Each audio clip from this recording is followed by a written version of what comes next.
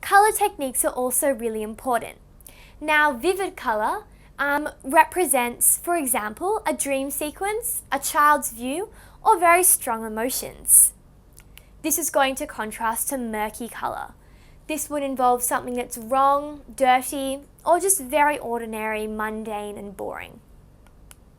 Bright color suggests lots of energy and newness. Pastel colors might suggest gentle, dreaminess, babies. So all these different colors have different connotations and different uses. Dark colors, perhaps for example, would express things that were evil, scary, unknown, or emotion that's very strong and passionate. Watery colors might suggest things that are emotional or impression. If we look at specific examples of colours, we see that red is danger.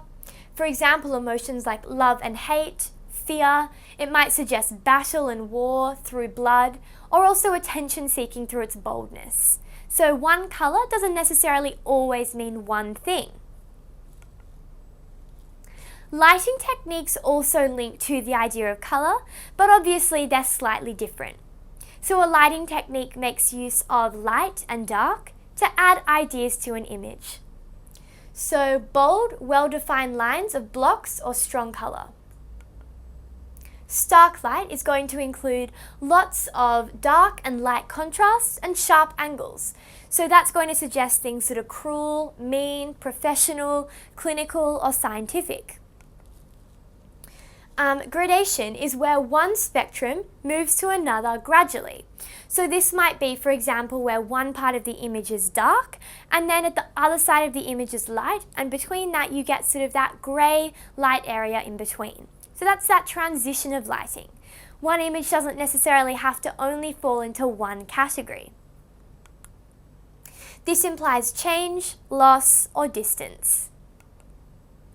Lighting effects are usually used for photographs only, but they're also obviously going to be used in things where photographs are used, like advertisements, for example, are definitely going to make use of lighting to, for example, paint their product in a really bright and happy and favourable way.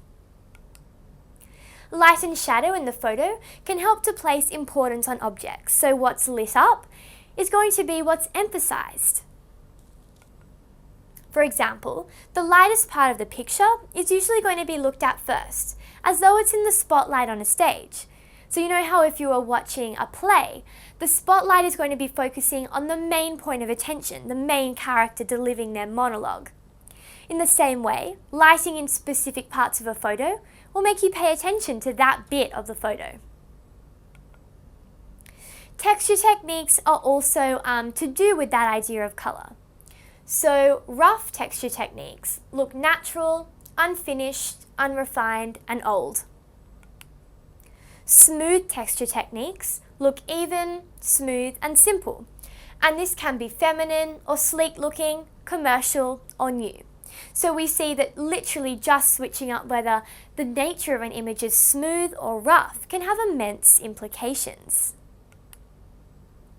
Texture techniques can also be extended, so if an image has an organic texture, it might be round and flowing with shapes and curves that are very circular and look very natural rather than sharp. Geometric texture techniques also perhaps look like they're computer generated or not real, so they're unnatural, they're contrived, they're in maybe a fantasy or computer-based world. Line techniques are another texture technique, and this is also a directional technique. So the use of wood grains create a directional line across the page for the eye to follow. That's an example of something you might see in an essay.